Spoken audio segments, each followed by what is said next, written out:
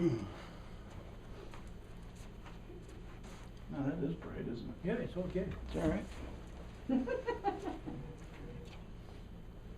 guess I'll put that here. This is good. Are you ready? 1, 2, 3. Hello, I'm Rick White, and I'm a Toastmaster. Big deal. So what? Who cares? Well, I hope you're not thinking that tonight, because if I've done this well, you'll have a better understanding of what Toastmasters is. Now, I know some people are probably thinking, well, it's just a cult, an international cult, or is it just some organization that helps us make a better piece of toast? Well, I'm here to tell you it's none of that. But what it is it is an educational organization, and if you're looking for some self-improvement in the area of better communications and public speaking, then I highly recommend linking up with the Toastmasters Club. Now, our club is kind of special. We're in Northern California, about 200 miles from San Francisco.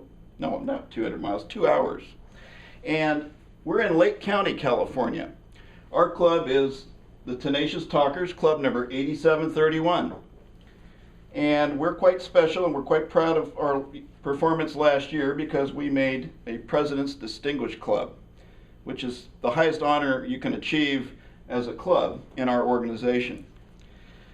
Now, with that, I have the distinct pleasure of introducing a gentleman who is no stranger to Toastmasters. In fact, he was a member before I was born.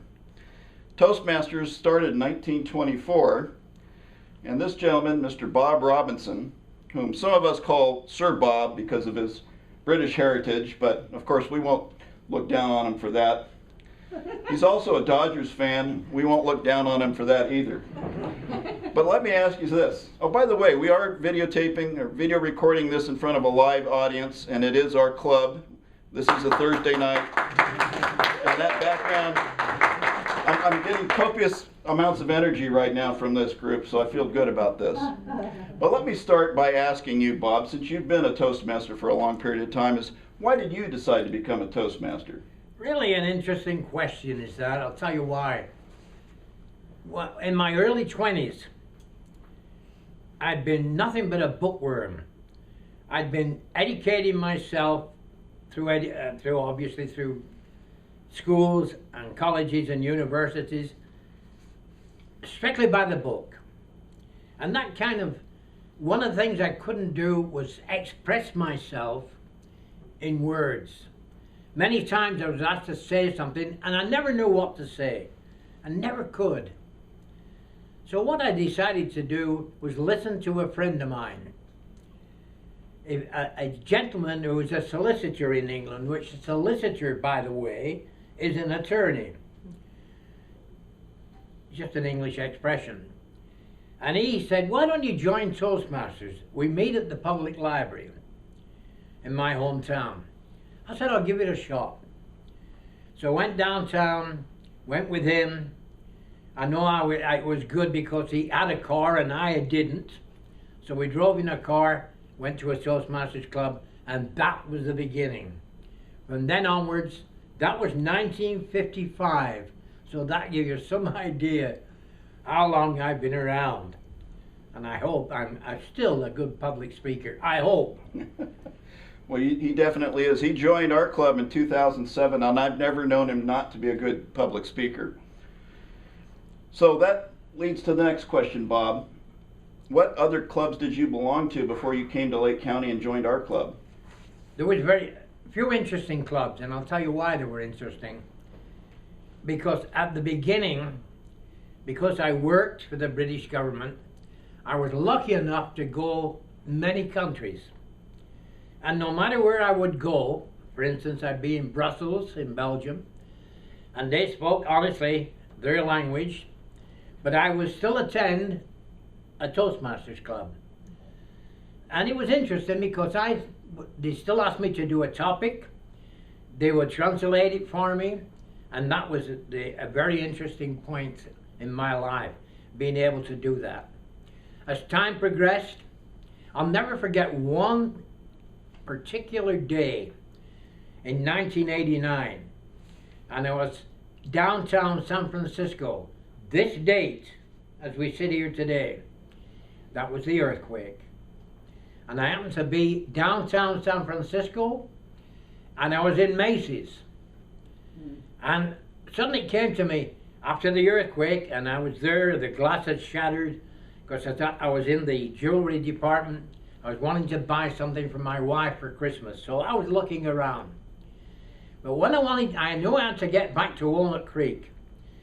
Interesting, because the Bay Bridge had collapsed. So now I'm stuck. So I had to go all the way around Richmond to get to the club. And I had to be there because I was Toastmaster of the evening. So I had to be there at that time. That was another club.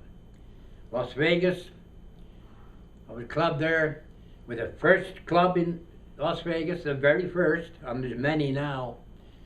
And of course, I happened to eventually become the district governor, covered most of Nevada and most of Southern Cal. Interesting.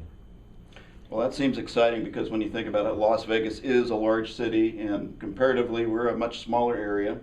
Our whole total population wouldn't even come close to the total population in Las Vegas. Which comes to my next question. Since you've been in a big club like the one in Las Vegas and now you're here in a rural area, what would you say is unique about our club in Lake County? Anybody that is interested in service clubs, whether it be a Rotary, Lions, Optimist, you can join them. But are you learning something for yourself? Are you developing? Toastmasters International is the only club where you can join a service club, join and learn to be a public speaker. Very interesting point. Right now, recently, we had a young lady join our club who had a problem. She was in an organization where she had to do a lot of public speaking. She said the only way to do it is to learn via the methods that Toastmasters have. And through an existing Toastmaster who introduced her to our organization will make this young lady develop to be the public speaker she wants to be. That's what's unique about Lake County. It's the only place you can do that. Try that anywhere else. Try to be in an organization in Lake County that's helping you and at the same time helping the community. I can relate to that because it took some coaxing to get me to come to one of these meetings, but once I did, I've been here since 2006, and I can truthfully say this is a wonderful organization. What advice would you give, Bob, to our viewers out there who might be contemplating becoming a Toastmaster or to come to a meeting? Comparatively simple. Many people like to join service organizations, and I've mentioned a few of them. If you're truly interested, you can check on the newspaper, you can check where you are now on the computer, and listen to what people say. Get hold of somebody that can tell you exactly when. In fact, there is a number through Greg Scott, for instance.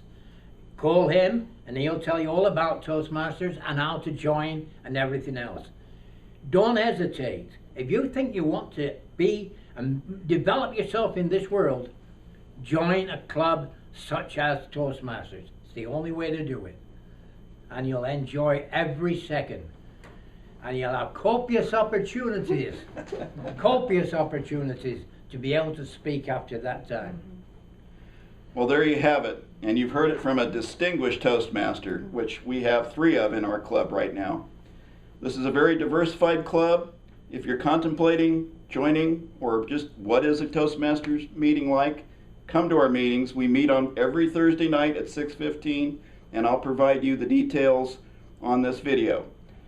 Thank you so much, Bob, for joining me on this short time. I wish we had a lot more time, and I can see we're already going overtime, as the big challenge is doing anything in 5 minutes, but I really appreciate it. Indeed, a pleasure. Excellent.